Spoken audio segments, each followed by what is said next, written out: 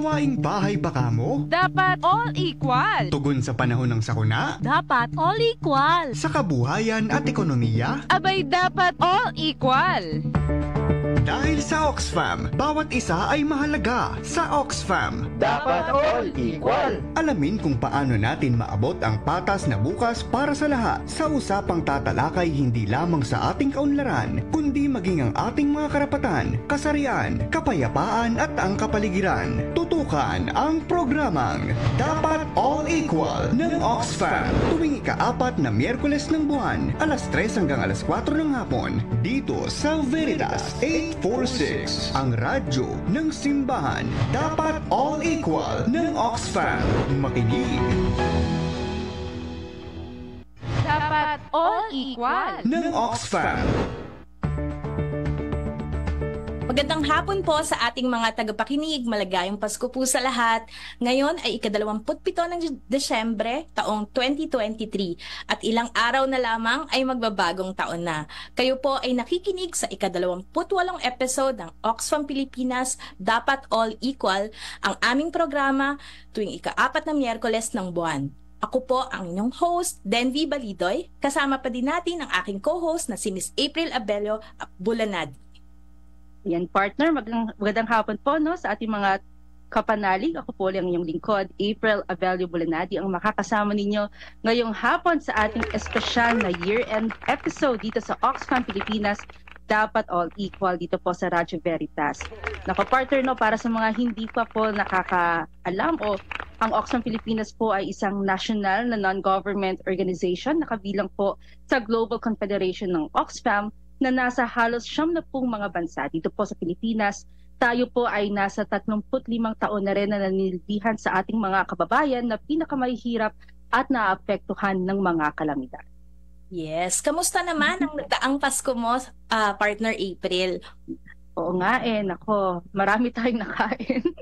Oo, at maganda at nakapag-spend talaga tayo ng oras kasama ng ating pamilya. Ikaw, partner? Naging simpleng dinner lang kasama ng aking pamilya. So, ayun. At looking forward tayo sa susunod na taon. Speaking of susunod na taon, ang tema kasi ng unang parte ng ating programa ngayon ay patungkol sa isyu ng klima at enerhiya na taon-taon naman nating kinakaharap at pinag-uusapan talaga dito sa programa na ito. Napapanahon kasi ngayong Disyembre na ipinagdidiwang din natin sa bansa yung Energy Consciousness Month, kung saan ay mahalagang pinag-uusapan ang kahalagahan di lamang ng pagtitipid ng enerhiya, kundi pati na rin ang makatao at makatarungang paglipat sa renewable or malinis na enerhiya sa gitna ng nagbabagong klima.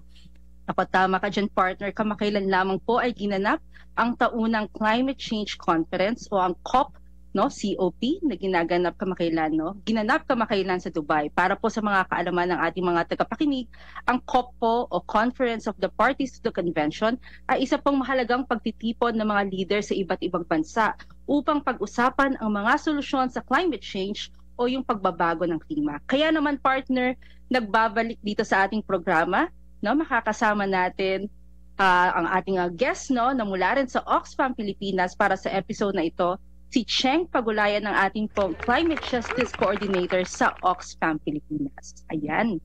Merry Christmas sa iyo, Cheng, at maraming salamat sa iyong oras na nilaan dito sa ating programa.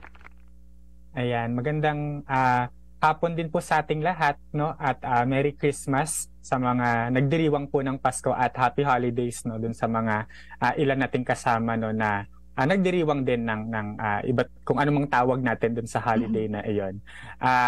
Ayun, katulad nga ng nabanggit, no, ni April, ay ako po ang Climate Justice Coordinator ng Oxfam Pilipinas. Alright, salamat, Cheng. No, kamakailan lang galing ka sa Dubai at personal mong natunghayan ng mga pangyayari sa COP28. Ikwento mo naman sa amin, Cheng, no, yung iyong personal na karanasan. Yes, ayun, no, nitong November 30 to December 12, no, ay ginanap nga yung Conference of Parties, no, na pagpupulong ng mga leader, no, sa iba't ibang bansa.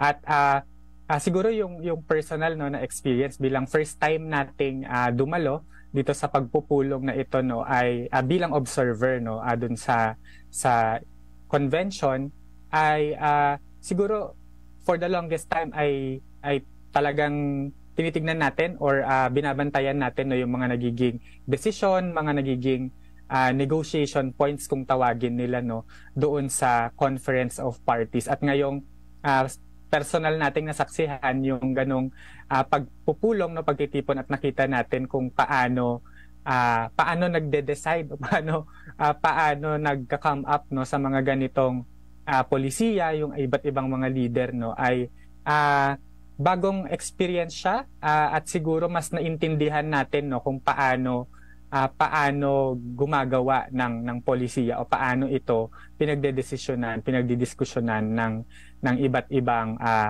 parties o mga bansa kung tawagin no.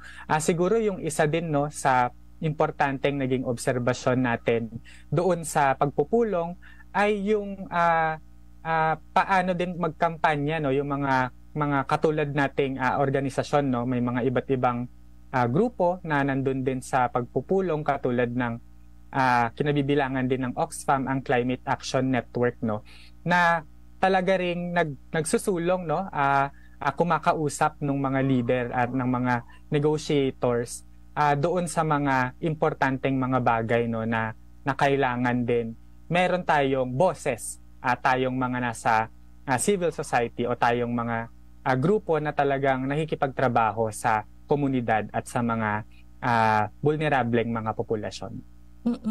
Tama, Cheng. Sinasabi nga nung na historic yung mga naging kasunduan sa nakalipas na COP28 kung saan naisingit finally ang importanteng mga text na nagtatakda na pag-transition away sa fossil fuels or paglipat sa fossil fuels gaya ng langis at petrolyo. Pero sa kabila nito, sinasabi ng maraming grupo na kulang pa rin ito sa pag-abot ng commitment ng mga leader upang makamit yung ambisyon na 1.5 degrees Celsius na temperatura ng mundo. Pakikwento mo naman, Cheng, kung ano ang palagay mo dito. Oo, siguro importante no na yung ating yung mga teksto, yung mga text na binabanggit no na napagdedesisyonan dito sa Conference of Parties ay galing no yung mga narratives natin o yung mga istorya no doon sa mga komunidad o galing doon sa mga importanteng mga grupo na nagsusulong talaga ng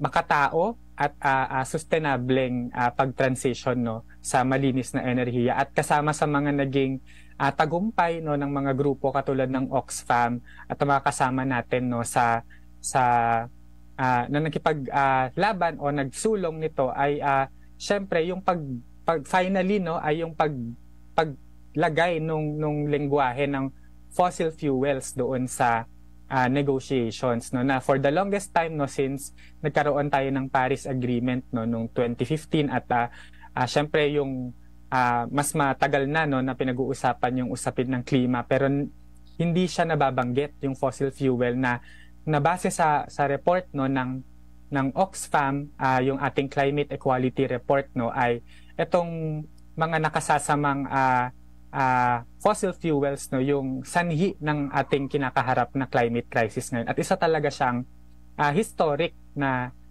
panalo no ng hindi lamang ng Oxfam ngunit ng taong bayan. Siguro yung sa tanong po natin no na maraming grupo pa rin yung nagsasabi na kulang dahil kahit nandun no yung lengguwahe ng transitioning away from fossil fuel ay nakikita natin na magandang simula ito ngunit hindi siya enough no kasi ang gusto nating lengguwahe na lumabas ay yung phase out o yung total na pag-alis no ng fossil fuel dun sa energy mix natin. At syempre yun din ay kaakibat nung mga puna no nang galing sa mga iba't ibang grupo no katulad ng Oxfam ay yung pag-include pa rin no ng ilang mga false solutions o kaya yung mga dangerous distractions kung tawagin natin. Ito yung katulad ng nuclear, katulad ng fossil gas at iba pang mga teknolohiya hindi natin masyadong gusto, no, dahil hindi ito aligned doon sa ating 1.5 degrees Celsius na gustong target, no, nung ating temperature rise. Tama. So sinasabi nga na historic man, pero sa katunayan dapat matagal na itong naisingit na lengguwahe sa ating mga agreement. So, mahaba-haba pa ang pag-uusap natin dito, Cheng, pero siguro ipagpapatuloy natin yung usapin na yan mamaya. Kasama pa rin si Cheng, ang ating Climate Justice Coordinator sa Oxfam Pilipinas. Pero bago yan, partner, panoorin muna natin ang Bright Spot Report na ito mula kay Eleanor Joyce Bartolome.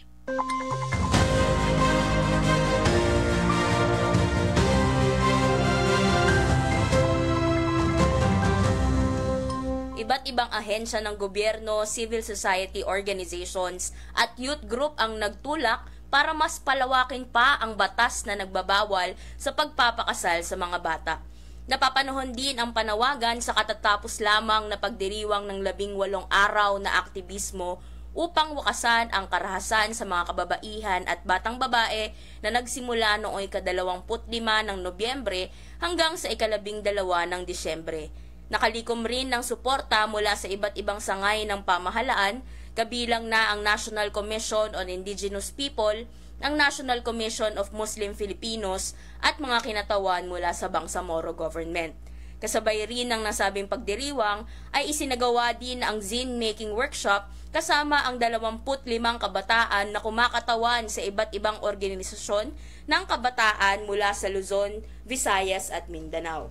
Ang mga produktong binuo mula sa zine-making workshop ay umiikot sa tema ng pagprotekta sa kabataan laban sa karahasan at maagang pagpapakasal at pagsulong ng sexual at reproduktibong pangkalusugan ng mga kabataan.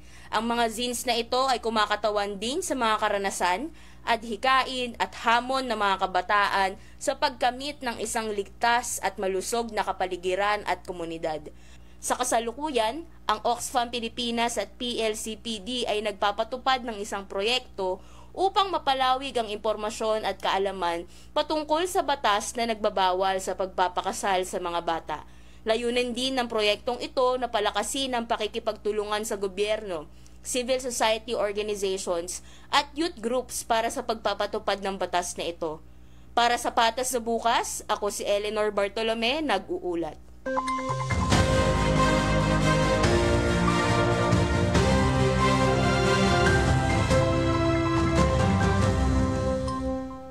Dapat all equal ng Oxfam.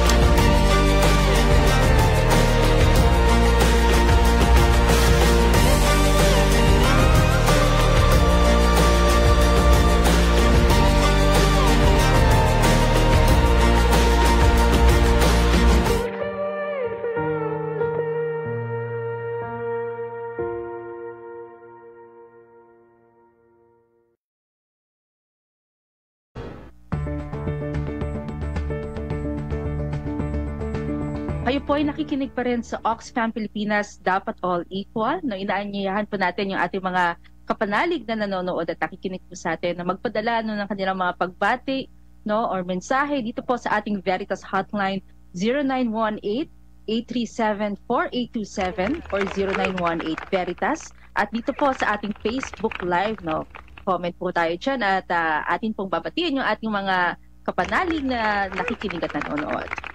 Alright, partner, kasama pa rin natin si Cheng Pagulayan ng Climate Justice Coordinator ng Oxfam Pilipinas para ipagpatuloy po yung ating usapin tungkol sa nagbabagong klima at mga kaganapan sa katatapos po lamang na COP28.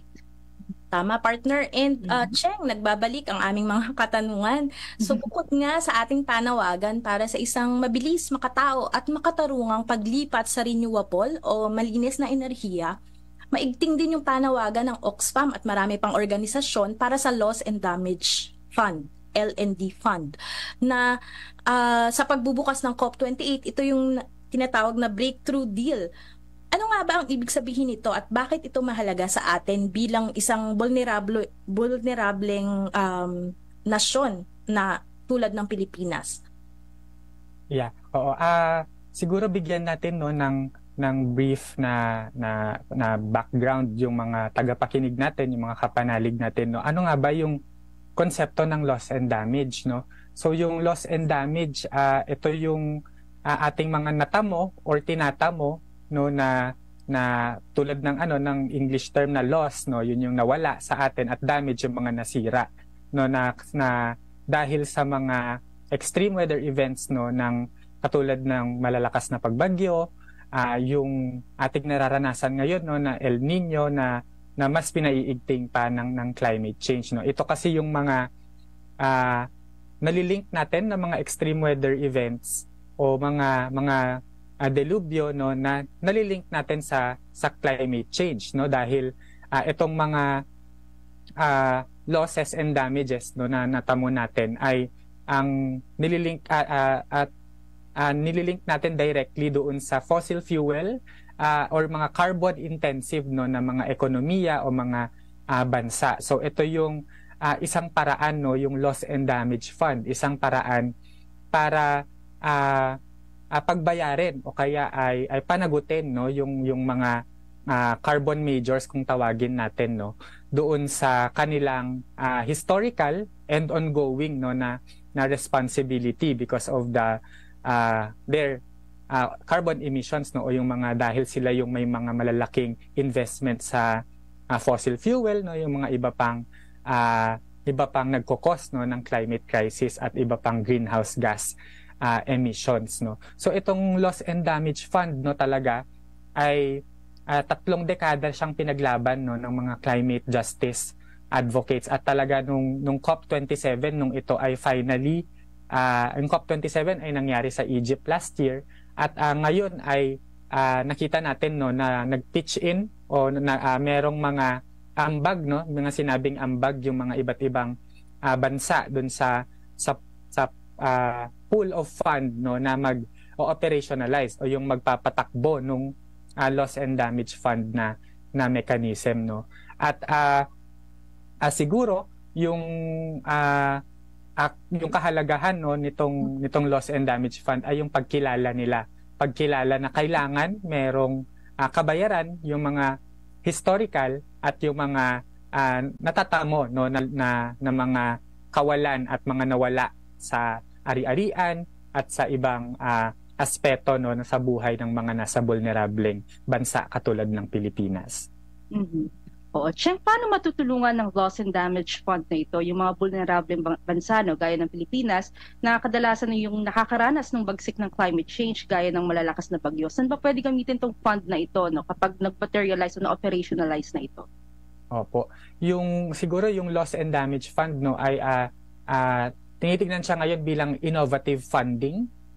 So ito ay una sa lahat, no, yung Loss and Damage Fund ay merong magiging host, no, yung mag-host nitong fund na siyang magiging maglalabas o doon tayo mag-a-apply, doon dadaan, no, yung pera for Loss and Damage Fund. Ngunit ngayon yun pa rin yung pinagdedebatehan, no, ano yung mga criteria, ano din yung mga pwedeng pondohan ng Loss and Damage Fund. Pero ang ating sinasabi, no, na ang Loss and Damage Fund ay dapat dumiretso sa mga komunidad, no, na naaapektuhan ng climate crisis. At dito pwedeng pondohan, no, ng Loss and Damage Fund yung kung ma-identify, no, ng mga komunidad yung kanilang pangangailangan, no, para adapt at mitigate dun sa climate crisis, ay pwede nilang gamitin itong funding na ito.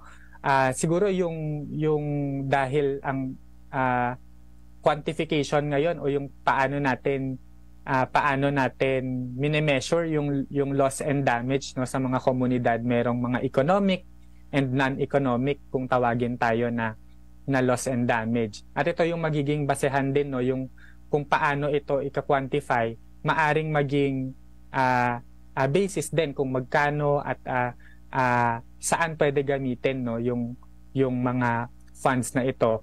Pero dahil ito ay innovative, no, na funding, ay ito ay maaring gamitin, no, pandagdag doon sa mga adaptation and mitigation efforts na ginagawa na, no, ng mga komunidad, ng mga lokal na pamahalaan at maging ng ating national government, no, para sa pag-rebuild at para sa mga ibang development initiatives at projects, no, ng ating mga lokal na pamahalaan at ng ating national na government.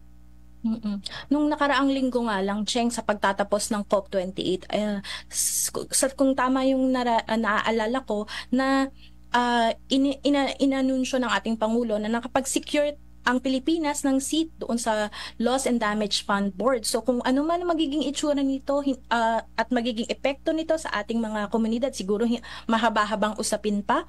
Pero sa palagay mo, Cheng, ano-ano yung mga pwedeng gawin ng ating mga tagapakinig bilang isang simpleng mamamayan para makilahok sa usaping klima at enerhiya sa kanilang mga komunidad, whether lokal na pamahalaan man ito o sa mismong barangay nila?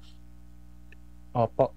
Siguro yung dagdag ko din dun sa nabanggit mo, no, ay ang Pilipinas din ay nagbibid, no, o gusto ring i-host yung ating Loss and Damage Fund na isang importante na nakasecure ng seat dun sa inaugural board o yung kauna-unahang board, no, na magma-manage nung pera ng Loss and Damage Fund.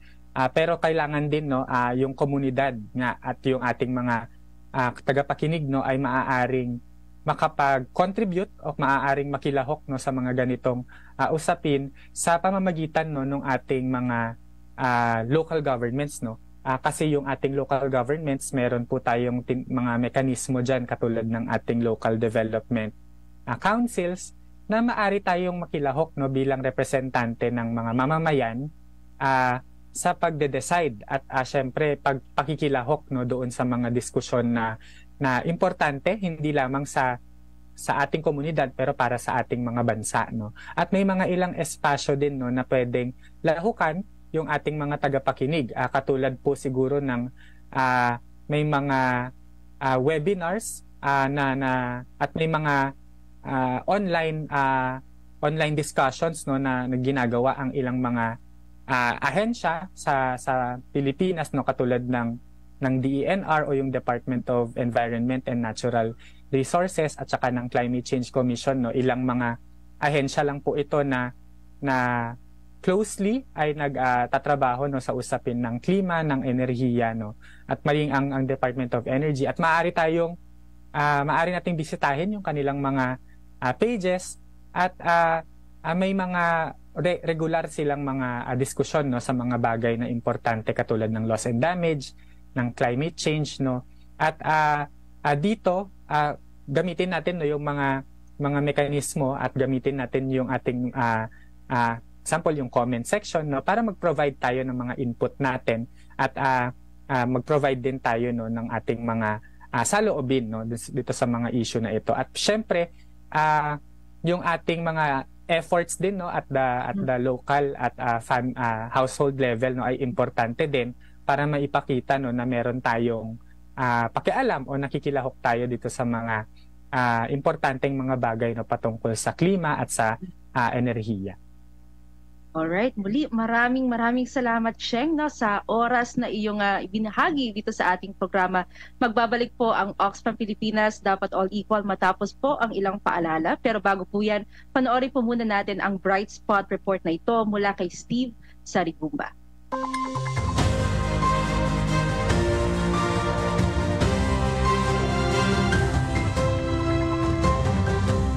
Nakipagpulong ang Oxfam Pilipinas kasama ng mga partner nito sa iba't ibang ministry at opisina ng Bangsamoro Autonomous Region in Muslim Mindanao o BAR upang palakasin ang ugnayan at pakipagtulungan ito sa mga proyektong isinasagawa sa BARM.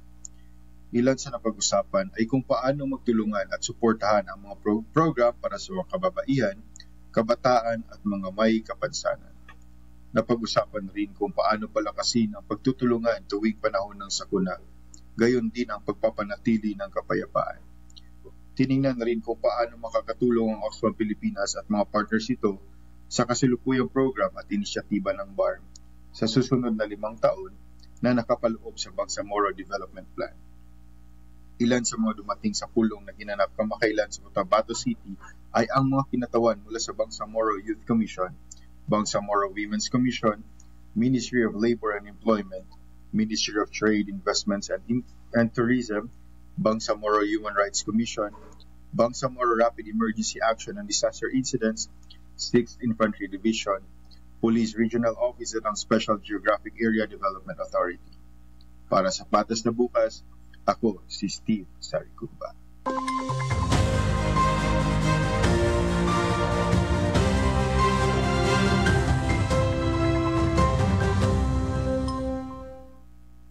Dapat all equal ng Oxfam.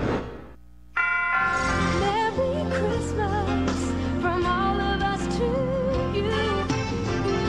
Merry Christmas from your heart. We hope your wish for Christmas comes true.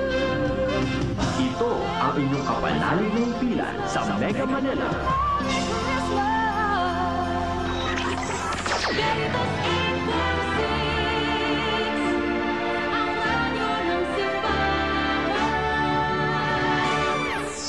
Member, Catholic Media Network and kapisanan ng mga broadcaster ng Pilipinas. Kapanalig Philippine Standard Time, 30 minuto makalipas ang 3:00 ng hapon. Sa isang mundo kung saan ang pag-asa ay walang hangganan, nangangarap tayo ng patas na bukas. Sa mundong ito, lahat ay may boses at may pantay na karapatan. Lahat ay may patas na oportunidad, anuman ang antas sa buhay. Lahat ay may pagkaing masustansya at sapat. Hindi kailanman hadlang ang kasarian upang makamit ang inaasam. Walang karahasan at diskriminasyon. Malaya ang lahat na abutin ang kanilang mga pangarap at magdesisyon para sa kanilang mga sarili. Ang mga lider ay naglilingkod ng mabuti at tapat. Nagtutulungan ang lahat na tugunan ang krisis sa klima. Lahat ay kumikilos at naghahanda. Wala nang mas lalong naghihirap dahil sa mga kalamidad at kaguluhan.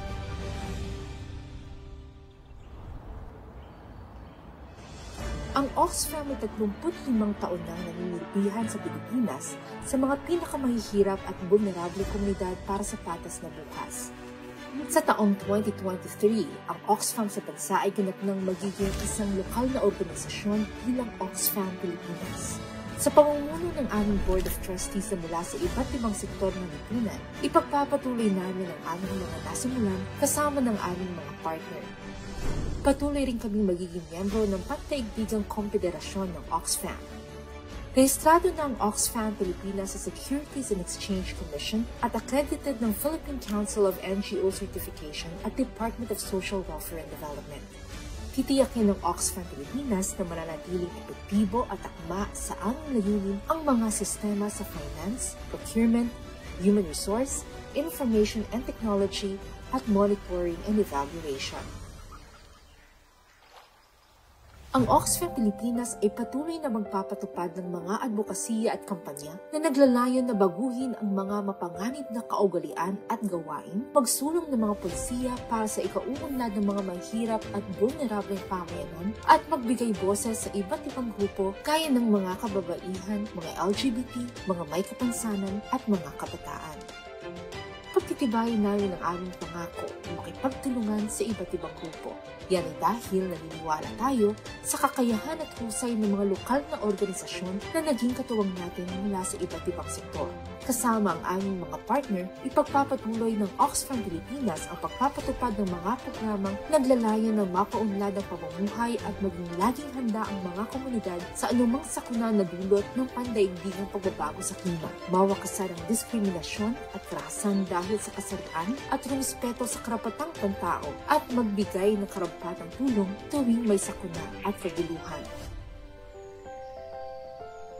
Walang maiiwan, sama-sama hahabiin natin ang isang mundo kung saan ang pagkakapantay-pantay ay para sa lahat. Katuwang ninyo ang Oxfam Pilipinas para makamit ang patas na bukas.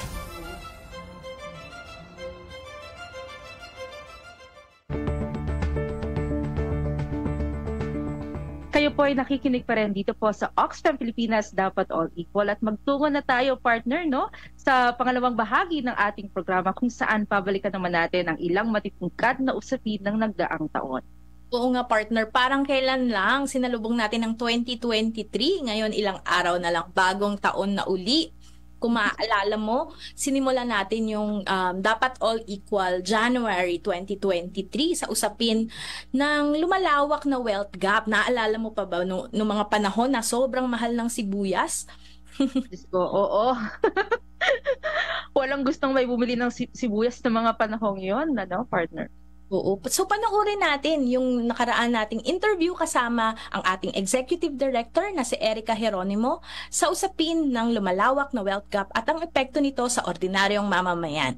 Dapat All Equal ng Oxfam. I think, no, syempre ang pagdating sa pagtaas ng presyo ng bilihin, una natin nakikita, tinitingnan ano ba yung kalagayan ng mga mahihirap.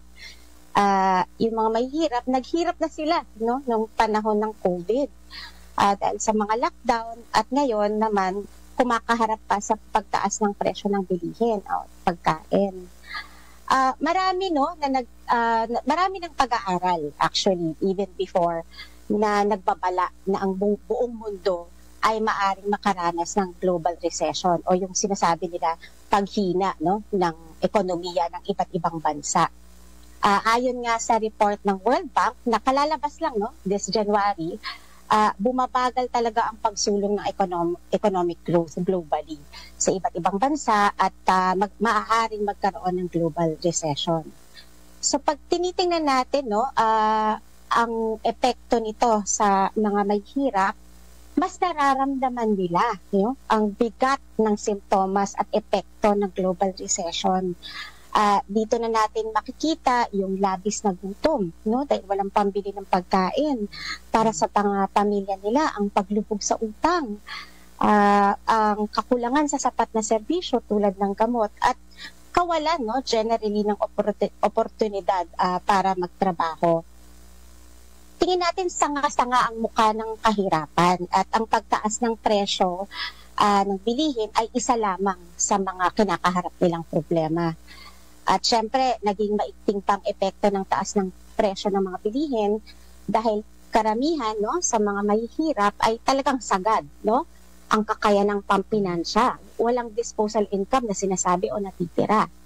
Hindi sila makakope, no, sa pagtaas ng presyo ng bilihin at kaakibat nito ang labis na gutom talaga at matinding kahirapan. Dapat All Equal ng Oxfam. Okay, partner, noong Pebrero din, no, ay hindi tayo nagpahuling na makipagsabayan sa Araw ng Mga Puso. Kasama natin ang mag-partner na sila Mrs. and Mr. Domesticated, no, para pag-usapan ang pagkakapantay-pantay sa gawaing bahay. At syempre, sa sumunod na buwan ng Marso, nakasama din natin yung mga advocate, singer, and songwriter at longtime supporter natin sa Oxfam Pilipinas na si Ms. Aya De Leon na nagbahagi din ng ilang insights sa pagsuporta niya sa usapin ng pag-aalaga. Dapat All Equal ng Oxfam. Well, yung Mr. and Mrs. Domesticated, idea yan ni Tita actually. Na naisip niya lang na magandang, kasi as a young couple, kasi married kami for ano pa lang naman. Almost 10 years. Almost 10 years. So, it's a part of everyday life, di ba? Pagiging domesticated, and kailangan, parang it's something that we should celebrate because it's that you do every day, and I'm sure maraming makarelate sa mga ginagawa sa bahay. And ganun lang naman yung nag-start. Yeah. It's something that Tina thought, and I believe na very relatable at magandang pangpukaw ng diba, ng attention ng mga tao. Yeah. So, but basically, idadagdag ko lang din na Mr. and Mrs. Domesticated, like something that you do for the house, making your home a real home, but also healthier. Kasi important yun that, you make an intentional effort to really be healthy as a family. Dapat all equal ng Oxfam. Well, I've always been parang, siyempre, bilang babae, parang nakakaranas ka rin na iba't iba. Very unique ang karanasan ng babae. So, masasabi natin na, grateful ako to Oxfam for creating this body of work. Patuloy na, napakahirap na trabaho ang ganitong research kasi you really come face to face with the most vulnerable sector. At sila yung kailangan magkaroon ng boses sa totoo lang. Diba? Hindi lang tayo. Pero kung yun din yung ko sa akin na parang kung ano yung pwede kong maitulong para parang conduit ba, messenger ng ganitong klaseng impormasyon. Kasi itong research na nagaganap ng Oxfam, hindi lang pang isang beses lang no? Parang once good for all, gano'n. It's a dynamic thing. Every year, every quarter, nagbabago ang datos, statistic, gano'n, na paano i-share ito kung hindi ito patuloy na conversation. So that's how I feel na parang kung mas maraming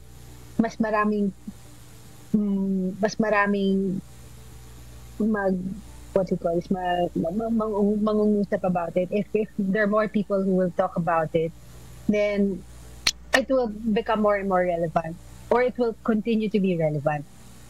Dapat all equal ng Oxfam. Kamakailan, partner, ay mainit na naman ang usapin ng El Nino. Literal na mainit. Pero kung matatandaan mo nga, early this year pa lang, Abril at Mayo, sinimulan na natin ang conversation patungkol sa paghahanda ng epekto nito. Balikan natin ang usapan kasama si Dr. Franz ng Manila Observatory kung ano nga ba ang El Nino. Dapat all equal ng Oxfam. Ang El Nino ay isa sa mga natural na paggalaw ng kalikasan. So gaya ng monsoon o na nagdadala ng hanging amihan at habagat taon-taon, ang El Nino ay paggalaw ng dagat at papawirin na umiinog sa loob ng 2 hanggang 7 taon. So hindi lang siya yearly, pero mga 2 to 7 years siya umuulit-ulit. Ganon. Dapat all equal ng Oxfam. At marami pa tayong babalikang mga mahalagang issue at memorableng interview sa pagbabalik ng Oxfam Pilipinas Dapat All Equal. Huwag po kayong aalis. Dapat all equal ng Oxfam. Support for the Philippines. This is what a non-government organization is calling for. Oxfam Philippines. Oxfam Pilipinas. Oxfam Philippines. Oxfam Philippines. It's about changing norms. It's about changing people's perceptions and views. Sa panahon na nagsusubikap tayong ibalik ang dating sigla ng ekonomiya, importanteng kasama tayong lahat sa pag-ahon.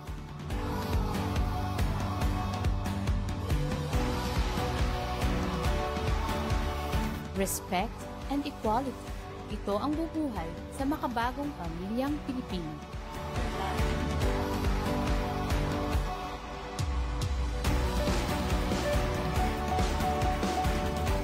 Sa panahon ng mga kalamidad, mahalaga ang pagtutulungan ng mga komunidad upang mapaghandaan ang pananalanta ng mga paparating na bagyo. Salamat po na meron pang right ng kababaihan. Nasa ating mga kamay ang pagbabago. Suportahan natin ang isa't isa. At ngayon, mga kabataan sa we mentor them. We wanted them to dream for their future.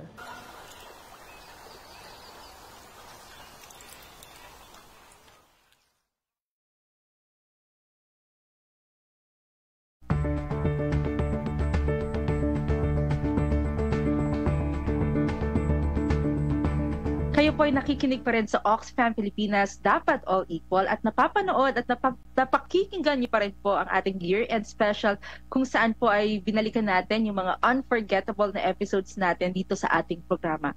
Kung kayo po ay nakikinig at nanonood ngayon, huwag po niyong kalimutan maglagay ng comment o pagbati dito po sa ating Facebook comment section, or maaari din po kayong mag-text or tumawag dito po sa ating Veritas Hotline 0918-837-4827 or 0918-VERITAS. Tama, partner. Huwag din kalimutan mag-iwan ng pamasko sa ating video lang. Pero partner, nangangalahati na kasi tayo sa pagbabalik tanaw. Nung July, naaalala mo ba, partner? Kasi tuwing July, pinagdidiwang natin ang National Disaster Resilience Month. Nakausap pa natin noon si Director ng UP Center for Women and Gender Studies na si Professor Marby Villaseran. Para dun sa usapin ng women humanitarian leadership o yung kahalagahan ng pakikilahok ng mga kababaihan, lalong-lalo na sa usapin ng disaster preparedness, bilang palagi-lagi sila naman ang nasa front lines. So, panoorin natin to, partner. Dapat All Equal ng Oxfam. Paano po ba natin masusuportahan, no, yung iba't ibang grupo, ganun din po yung ating gobyerno para po mas palakasin, no, o paigtingin yung leadership ng mga kababaihan, lalo na sa usapin ng paghahanda, no, tuwing may kalamidad at humanitarian response. Ang ganda ng tanong na yan, no? And actually, yung pagsagot rin sa tanong na yan, huhugutin ko dun sa mga sinabi mismo ng mga babae na nakasama natin at LGBTQI, no, na nakasama natin doon sa ating workshop. Sila mismo ang naghain nitong mga rekomendasyon na to kung paano mas ma-improve ang situation, no? So first, yung sinabi nila, sana may insurance at emergency funds kapag ang humanitarian workers ay nade-deploy sa panahon ng krisis, no? Napaka-importante nito kasi it's no small matter na bigla kang lumusong doon while in the meantime, no, parang thinking about your own family and your own community.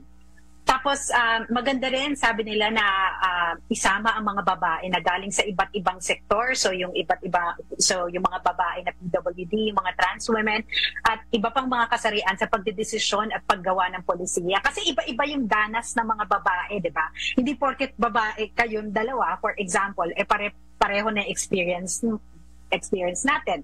For example, tayong dalawa April, no?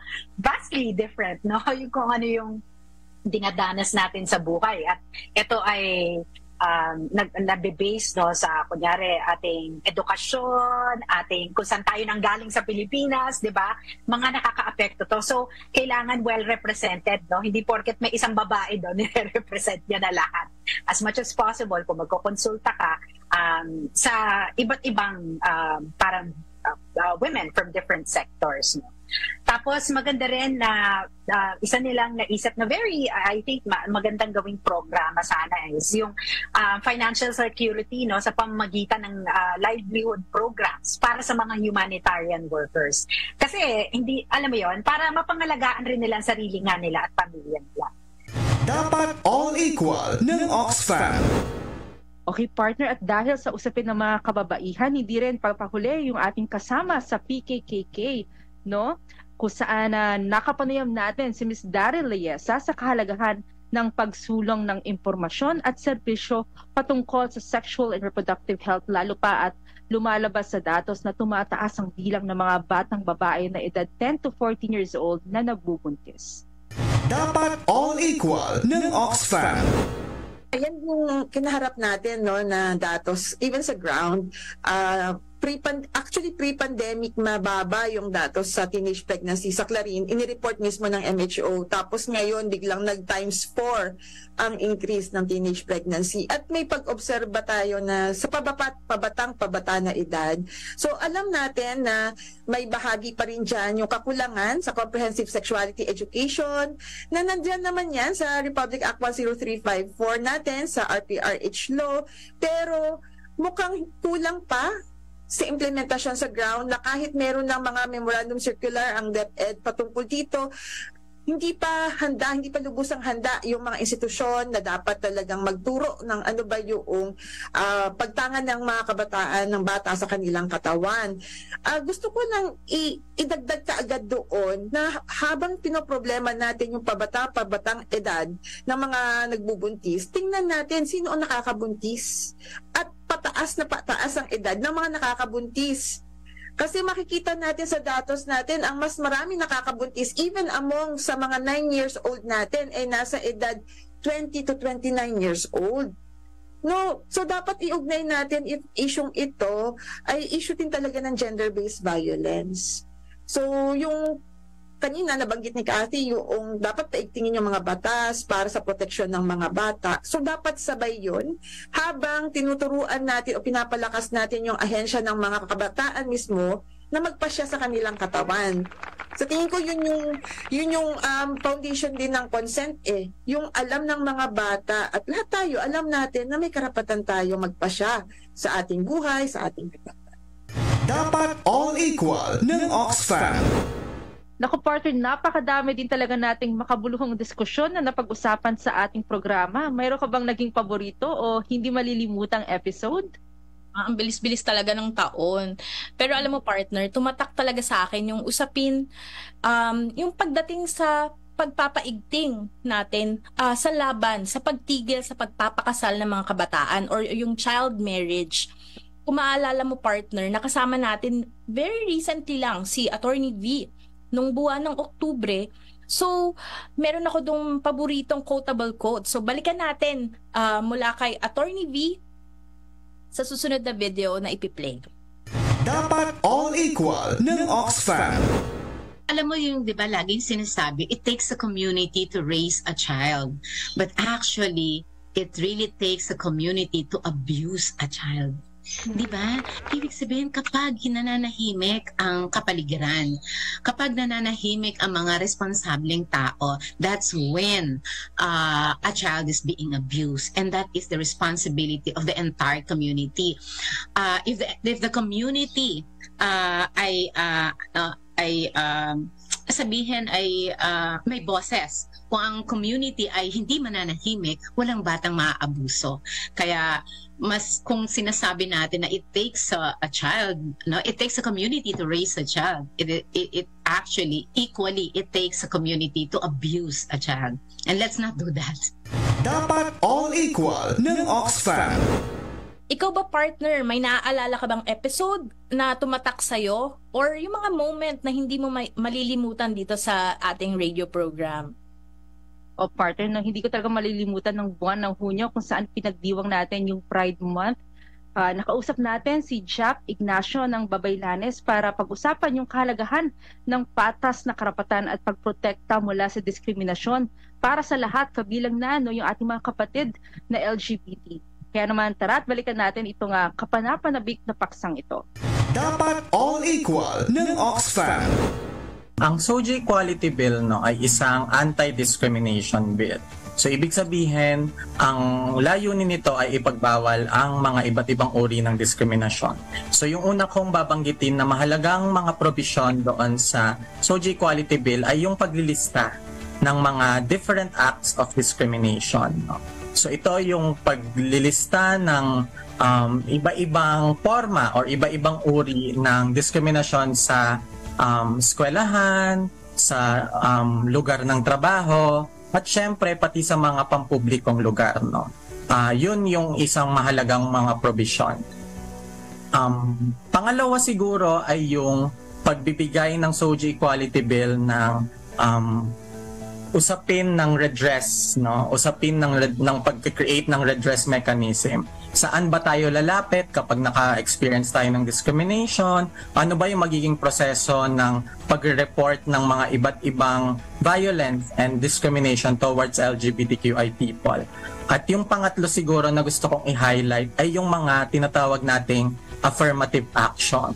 So, syempre, kung ang isang bill ay masyadong punitive, no, or mapagparusa, na ang i-describe lang natin ay yung kung paano magparusa, no, baka hindi siya maging effective na pagbabago or hindi niya effectively mabago yung ating society, no. Hindi pa rin mawawala yung discrimination. So, yung affirmative actions, ito ay mga magiging discussion ng programa na pwedeng gawin ng gobyerno at ng iba't ibang grupo, no, upang questionin ano yung bakit ba mababa ang pagtingin natin sa LGBTQI people. Questionin rin yung or pag-usapan natin paano ba tayo nagkakaiba-iba in terms of our sexuality, no, at dapat lahat yon ay may pantay na pagturing, no. Dapat all equal ng Oxfam.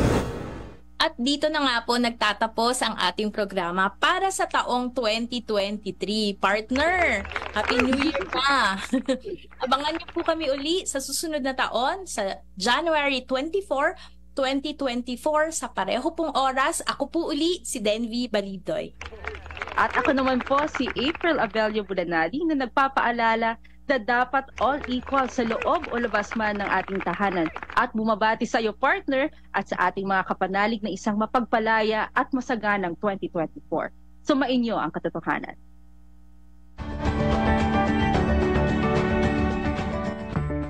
Inyong napakinggan ang programang Dapat All Equal ng Oxfam. Hanggang sa muli, tuwing ika-4 na Miyerkules ng buwan, alas 3 hanggang alas 4 ng hapon, dito sa Veritas 846, ang radyo ng simbahan. Dapat All Equal ng Oxfam. Sumainyo ang katotohanan.